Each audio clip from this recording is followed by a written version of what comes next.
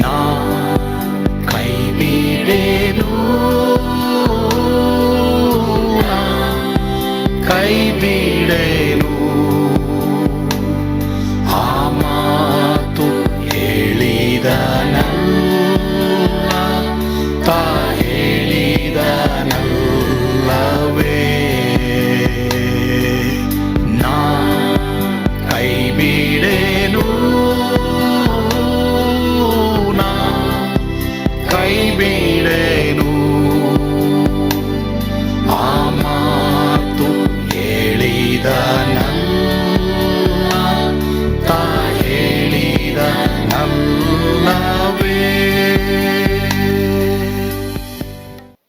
ಕರ್ತನ ಪರಿಶುದ್ಧ ನಾಮಕ್ಕೆ ಸ್ತೋತ್ರವಾಗಲಿ. ಏಸು ಕೈಬಿಡನೋ ದೈವಿಕ ಸಂದೇಶಕ್ಕೆ ನಿಮ್ಮೆಲ್ಲರನ್ನ ಸ್ವಾಗತಿಸ್ತೇನೆ. ನೀವೆಲ್ಲರೂ ಹೇಗಿದ್ದೀರಾ? ಖಂಡಿತವಾಗಿ ನೀವು ಕ್ಷೇಮವಾಗಿದ್ದೀರಾ ಎಂಬುದಾಗಿ ನಾವು ನಂಬುವವರಾಗಿದ್ದೇವೆ. ನಿಮಗೋಸ್ಕರ ನಮ್ಮ ಸಭೆಯು ಪ್ರಾರ್ಥಿಸ್ತಾ ಇದೆ. ಈ ದಿನ ಸತ್ಯವೇದ ಧ್ಯಾನಕ್ಕಾಗಿ ಆರಿಸಿಕೊಂಡಿರುವಂತ ಸತ್ಯವೇದ ಭಾಗ ಕೀರ್ತನೆಗಳು 46ನೇ ಅಧ್ಯಾಯ 1ನೇ ವಚನ. ದೇವರು ನಮಗೆ ಆಶ್ರಯ ದುರ್ಗವಾಗಿದ್ದಾನೆ, ಆತನು ಇಕ್ಕಟ್ಟಿನಲ್ಲಿ ನಮಗೆ ವಿಶೇಷ ಸಹಾಯಕನು. ಇವತ್ತು ನಾನು ನಿಮ್ಮೊಟ್ಟಿಗೆ ಮಾತನಾಡುವಂತ ವಿಷಯ ನಿರಂತರ ಆಶ್ರಯ ಸ್ಥಳ. ಇವತ್ತು ದೇವರು ನಮಗೆ ಆಶ್ರಯ ದುರ್ಗವಾಗಿದ್ದಾನೆ, ಇಕ್ಕಟ್ಟಿನಲ್ಲಿ ದೇವರು ವಿಶೇಷ ಸಹಾಯಕನು. ಇವತ್ತು ನೀವು ಯಾವ ಕಾರ್ಯಗಳಲ್ಲಿ ವಿಶೇಷ ಸಹಾಯಕ್ಕಾಗಿ ಎದುರು ನೋಡ್ತಾ ಇದ್ದೀರಾ? ಯಾವ ಕಾರ್ಯಗಳಲ್ಲಿ ನನ್ಗೆ ಆಶ್ರಯ ಎಲ್ಲಿದೆ ಎಂಬುದಾಗಿ ನೀವು ಅಂದ್ಕೊಳ್ತಾ ಇದ್ದೀರಾ? ಇವತ್ತು ದೇವ್ರು ನಿಮ್ಮೊಟ್ಟಿಗೆ ಮಾತನಾಡಲು ಇಷ್ಟಪಡ್ತಾರೆ. ಒಂದು ನಿಜವಾದ ಸಂಗತಿಯನ್ನ ನೋಡ್ಕೊಳ್ಬೇಕಾದ್ರೆ ಹರಿಕೇನ್ ಕಟ್ರೀನಾ ಎಂಬುದಾಗಿ ಕ್ಯಾಲಿಫೋರ್ನಿಯಾ ಪ್ರದೇಶದಲ್ಲಿ ಗಲ್ಫ್ ಕೋಸ್ಟ್ ಅಲ್ಲಿ ಒಂದು ಹರಿಕೇನ್ ಬರುತ್ತೆ.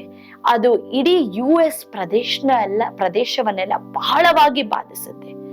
3 ವಾರದ ನಂತರ ಈ ಹರಿಕೇನ್ ಕಟ್ರೀನಾ ಬಂದಾದ್ಮೇಲೆ 3 ವಾರದ ನಂತರ ಇನ್ನೊಂದು ಹರಿಕೇನ್ ಬರುತ್ತೆ. ಅದು ಹರಿಕೇನ್ ರೀಟಾ ಎಂಬುದಾಗಿ. ಈ ಹರಿಕೇನ್ ರೀಟಾ ಇಡೀ ಗಲ್ಫ್ ಪ್ರದೇಶವನ್ನೆಲ್ಲ, ಎಲ್ಲಿ ಹರಿಕೇನ್ ಮೊದ್ಲು ಬಂತು ಕಟ್ರೀನಾ, ಅಲ್ಲಿದ್ದಂತ ಜನರೆಲ್ಲರೂ ಒಂದು ಪ್ರದೇಶಕ್ಕೆ ಬರ್ತಾರೆ. ಅಲ್ಲಿ ಬಂದು ಎಲ್ಲಾದ್ರೂ ನಮ್ಗೆ ಆಶ್ರಯ ಸಿಗುತ್ತೆ ಎಂಬುದಾಗಿ ಅವರು ನಿವಾಸಗಳನ್ನ ಮಾಡ್ಕೊಂಡು ಅಲ್ಲಿ ಆಶ್ರಯ ತೆಗೆದುಕೊಳ್ಬೇಕಾದ್ರೆ 3 ವಾರದ ನಂತರವೇ ಇನ್ನೊಂದು ಹರಿಕೇನ್ ಬರುತ್ತೆ, ಹರಿಕೇನ್ ರೀಟಾ ಎಂಬುದಾಗಿ. ಆ ಹರಿಕೇನ್ ಬಂದು ಇಡೀ ಆ ಪ್ರದೇಶವನ್ನೆಲ್ಲ ನಾಶ ಮಾಡ್ಬೇಕಾದ್ರೆ ಏನಾಗುತ್ತೆ ಅಂದ್ರೆ, ಈ ಒಂದು ಜನರೆಲ್ಲರೂ ಮತ್ತೆ ಇನ್ನೊಂದು ಆಶ್ರಯ ಸ್ಥಳವನ್ನ ಹುಡ್ಕೊಂಡು ಅವ್ರು ಹೋಗ್ಬೇಕಾಗತ್ತೆ. ಹೇಗಾದ್ರೂ ನಮ್ಗೆ ಒಂದು ಆಶ್ರಯ ಸಿಗುತ್ತೋ, ಒಂದು ನಿವಾಸ ಸಿಗುತ್ತೋ, ನಾವು ಸುರಕ್ಷಿತವಾಗಿರ್ಲಿಕ್ಕೆ ಒಂದು ಸ್ಥಳ ಸಿಗುತ್ತೋ ಎಂಬುದಾಗಿ ಈ ಜನರು ಬಹಳ ಚಿಂತೆ ಪಡ್ತಾ ಇರ್ಬೇಕಾದ್ರೆ, ಅಮೆರಿಕದಲ್ಲಿ ಮಾತ್ರ ಅಲ್ಲ, ಕ್ಯಾಲಿಫೋರ್ನಿಯಾದಲ್ಲಿ ಸಹ ಒಂದು ಕಾಡ್ಗಿಚ್ಚು, ಪಾಕಿಸ್ತಾನಲ್ಲಿ ಒಂದು ಭೂಕಂಪ, ಈ ರೀತಿಯಾಗಿ ಗ್ವಾಟಮಾಲಾದಲ್ಲಿ ಒಂದು ಘಟನೆ ಉಂಟಾಗುತ್ತೆ. ಈ ರೀತಿಯಾಗಿ ಅನೇಕ ಪರಿಣಾಮಕಾರಿಯಾದಂತ ಕಾರ್ಯಗಳು ಅಲ್ಲಿ ಉಂಟಾದಾಗ ಜನರು ತಬ್ಬಿಬ್ಬಾಗೋಗ್ತಾರೆ. ಎಲ್ಲ ಆಶ್ರಯ ಸಿಗುತ್ತೆ ಎಂಬುದಾಗಿ ಹುಡ್ಕೊಂಡು ಹೋಗ್ತಾರೆ. ಮತ್ತೆ ಮತ್ತೆ ಮತ್ತೆ ಅವ್ರಿಗೆ ಪ್ರಕೃತ ವಿಕೋಪವನ್ನ ಅವ್ರು ನೋಡ್ಬೇಕಾದ್ರೆ ಅವರು ತಮ್ಮ ನಿರೀಕ್ಷೆಯನ್ನೇ ಕಳ್ಕೊಂಡ್ಬಿಡ್ತಾರೆ. ನಮ್ಗೆ ನಿಜವಾಗ್ಲೂ ಒಂದು ನಿರಂತರ ಆಶ್ರಯ ಸ್ಥಳ, ಒಂದು ನಮ್ಗೆ ಆಶ್ರಯವನ್ನ ಕೊಡುವಂತ ಸ್ಥಳ ಎಲ್ಲಾದ್ರೂ ಇದೆಯೋ ಎಂಬುದಾಗಿ ಅವ್ರು ಯೋಚನೆ ಮಾಡ್ತಾ ಇರ್ತಾರೆ. ಇಂಥ ಒಂದು ಪರಿಸ್ಥಿತಿಯಲ್ಲಿ ಇವತ್ತು ನೀವು ಹಾದೋಗ್ತಾ ಇರ್ಬೋದು. ನೀವು ನಿಮ್ಮ ಕುಟುಂಬ ಯೋಚನೆ ಮಾಡ್ತಾ ಇರ್ಬೋದು, ಸಡನ್ ಆಗಿ ನನ್ನ ಮೇಲೆ ಇಂಥ ಒಂದು ವಿಕೋಪದ ಒಂದು ಘಟನೆ, ಯಾವುದೋ ಒಂದು ಟ್ರಾಜಡಿ ನನ್ನ ಜೀವಿತವನ್ನ ಅಲ್ಗಾಡಿಸ್ಬಿಡ್ತಲ್ಲ. ಒಂದು ವೇಳೆ ನಿಮ್ಗೆ ಏನೋ ಒಂದು ಅಭದ್ರತೆ ಅಥವಾ ಒಂದು ಆತಂಕ, ಏನಾಗುತ್ತೋ ಏನೋ, ಮುಂದಕ್ಕೆ ಏನ್ ನಡೆಯುತ್ತೋ ಏನೋ, ನನ್ನ ಜೀವಿತದಲ್ಲಿ ಇಷ್ಟು ದಿನ ಹಿಂಗಿತ್ತು, ಆದ್ರೆ ಇನ್ ಮುಂದೆ ಏನಾಗುತ್ತೋ ಏನೋ ಒಂದು ಆತಂಕ ನಿಮ್ಮ ಜೀವಿತದಲ್ಲಿ ಪ್ರತಿ ನಿಮಿಷ ಪ್ರತಿ ಕ್ಷಣ ನಿಮ್ಗೊಂದು ಆತಂಕ ಇರ್ಬೋದು. ಅಭದ್ರತೆ, ಸುರಕ್ಷತೆನೇ ಇಲ್ಲ, ನನ್ಗೆ ನಿಜವಾಗ್ಲೂ ನಾನು ಚೆನ್ನಾಗಾಗ್ತೀನೋ ಎಂಬುದಾಗಿ ನೀವು ಆಲೋಚಿಸ್ತಾ ಇರ್ಬೋದು. ಒಂದು ವೇಳೆ ಸಡನ್ ಆಗಿ ಯಾವುದೋ ಒಂದು ಅನಾರೋಗ್ಯ ನಿಮ್ಮನ್ನ ಕಾಡಿ, ಒಂದು ವೇಳೆ ನಿಮ್ಮ ಜೀವಿತದಲ್ಲಿ ಏನೋ ಒಂದು ಮರಣವನ್ನ ನೀವು ಅನುಭವಿಸುವಂತ ಒಂದು ಸನ್ನಿವೇಶದ ಕಡೆಗೆ ನೀವು ನಡೀತಾ ಇರ್ಬೋದು. ಯಾವುದೋ ಒಂದು ಅನಾರೋಗ್ಯ ನಿಮ್ಮನ್ನ ಮುಟ್ಟಿ ಮರಣದ ಕಡೆಗೆ ನೀವು ಹೋಗ್ತಾ ಇರ್ಬೋದು.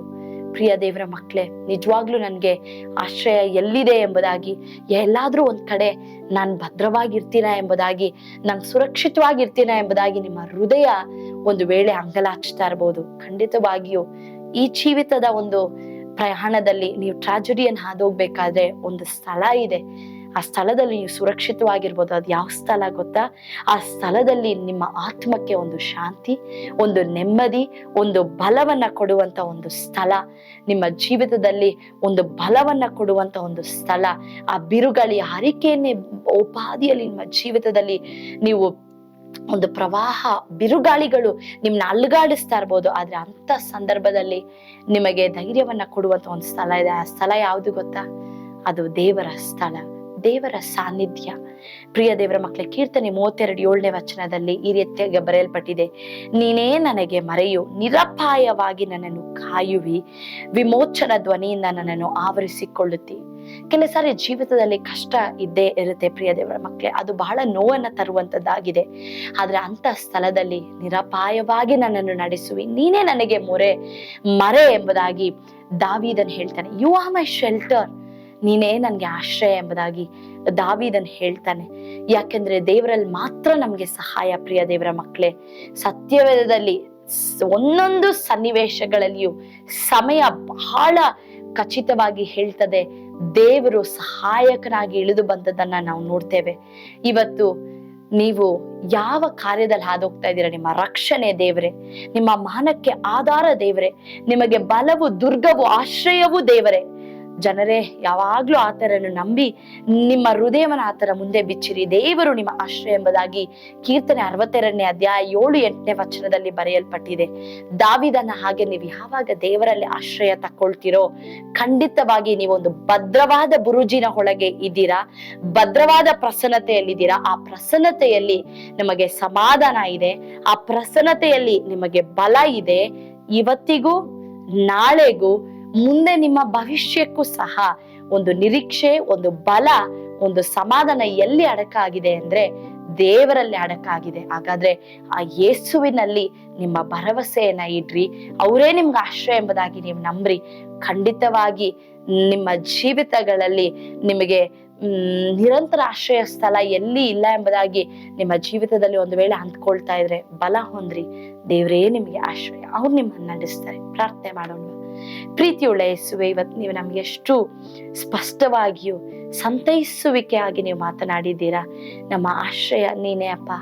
ಅನೇಕ ಸಾರಿ ಮನುಷ್ಯರಾಗಿ ನಾವು ಸ್ವಾಮಿ ನಮಗೆ ಆಶ್ರಯ ಇಲ್ಲ ಎಂಬುದಾಗಿ ಮರಣಕರ ವ್ಯಾಧಿಗಳಲ್ಲಿ ಸ್ವಾಮಿ ಹಾದು ಹೋಗುವಾಗ ಸ್ವಾಮಿ ದೇವರೇ ರಾಜನೇ, ಆಶ್ರಯ ನಿರೀಕ್ಷೆಗಾಗಿ ನಾವು ಎದುರು ನೋಡ್ತಾ ಇರ್ತೇವೆ. ಆದ್ರೆ ದಾವೀದನ್ ಹೇಳ್ತಾನೆ, ಅಪ್ಪ ನೀನೇ ನನ್ನ ಆಶ್ರಯ, ನೀನೇ ನನಗೆ ದುರ್ಗ, ನನ್ನ ಬಲ, ನನ್ನ ಬುರುಜು ನೀವೇ ಎಂಬುದಾಗಿ. ರಾಜ ದೇವರೇ, ನಿನ್ನ ಮಕ್ಕಳನ್ನ ಬಲಪಡಿಸು ದೇವರೇ. ಕರ್ತನೆ ಸ್ವಾಮಿ, ಅವರು ನಿಮ್ಮಲ್ಲಿ ತಮ್ಮ ಆಶ್ರಯವನ್ನ ಕಂಡುಕೊಳ್ಳುವಾಗ ಅವರ ಪರಿಸ್ಥಿತಿಗಳನ್ನ ಬದಲಾಯಿಸು ರಾಜ. ಅವರ ಆತ್ಮಕ್ಕೆ ಆಧಾರ ನೀವು ಎಂಬುದಾಗಿ ಅವ್ರನ್ನ ಬಲಪಡಿಸಿ ಈ ಹಾದಿಯಲ್ಲಿ, ಈ ಜರ್ನಿಯಲ್ಲಿ ದೇವರೇ ನೀವು ಬಲಪಡಿಸಿ ನಡೆಸ್ರಿ, ನೀವು ಆಶ್ರಯ ಕೊಡ್ರಿ. ಯೇಸುವಿನ ಹೆಸರಿನಲ್ಲಿ ಪ್ರಾರ್ಥಿಸಿ ಬೇಡಿ ಹೊಂದಿದ್ದೇವೆ ತಂದೆಯೇ, ಆಮೇನ್. ಕರ್ತನು ತಾನೇ ನಿಮ್ಮೆಲ್ಲರನ್ನ ಬಲಪಡಿಸಲಿ. ಸ್ವರ್ಗದ ಆನಂದ ನಿಮ್ಮ ಜೀವಿತದಲ್ಲಿ ತುಂಬಿ ತುಳುಕಲಿ. ಆಮೇನ್.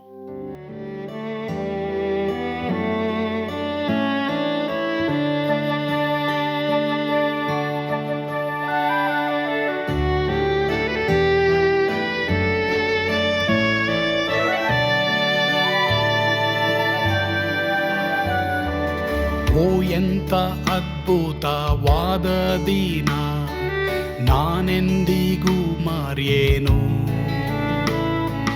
ಪಾಪಂಧಕಾರದೊಳ್ ಅಲೆದೇನ, ರಕ್ಷಕನ ಕಂಡೇನು. ಕೋಮಲ ಕರುಣೆಯುಳ್ಳ ಯೇಸು ಎನ್ ಕೊರತೆ ನೀಗಿದ. ಕತ್ತಲೆ ಹೋಯಿತು, ಜ್ಯೋತಿಯು ಮೂಡಿತು, ನಾನೀಗ ಧನ್ಯನಾದೆ. ಸ್ವರ್ಗದ ನಂದ ಎನ್ನಾತ್ಮ ತುಂಬಿತು, ಶಿಲುಬೆನಾಗ ಎನ್ ಸ್ವಸ್ಥ ಕೈದನು. ಎನ್ ಪಾಪ ತೋಳೆದ ಈರುಳ ದಿನಕ್ಕೆ ತಿರುಗಿದ. ಸ್ವರ್ಗದ ನಂದ ಎನ್ನಾತ್ಮ ತುಂಬಿತು.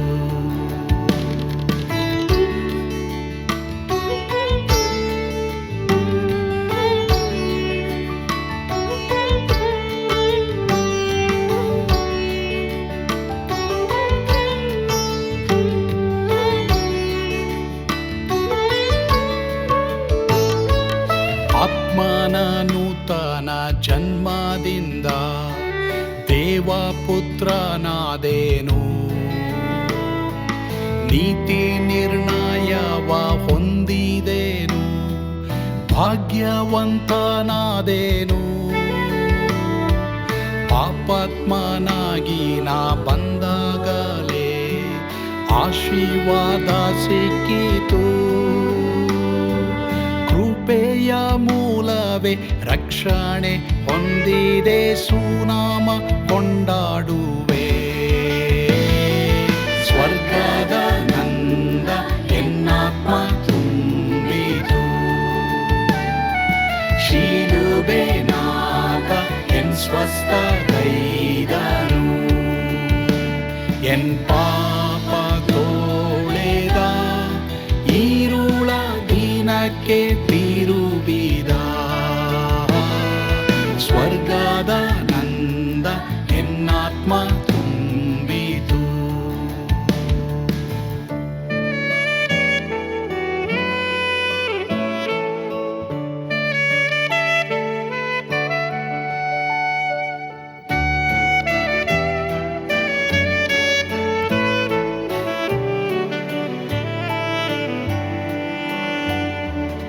ಅನಂತ ನಿರೀಕ್ಷೆ ಏನಾಗಿದೆ, ಕಾಲವು ತೀರಲಾಗಿ.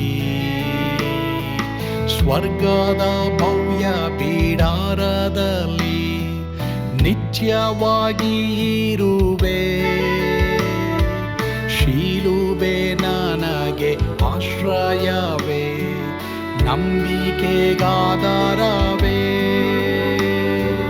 ನಿತ್ಯ ಐಶ್ವರ್ಯವ ದಿವ್ಯಾಶೀರ್ವಾದವ ಕರ್ತ ಇವನೇ ನಗೆ. ಸ್ವರ್ಗದ ನಂದ ಎನ್ನಾತ್ಮ ತುಂಬಿತು, ಶಿಲುಬೆನಾಥ ಎನ್ ಸ್ವಸ್ಥಗೈದನು. ಎನ್ ಪಾಪ ತೋಳೆದ, ಈರುಳ ದಿನಕ್ಕೆ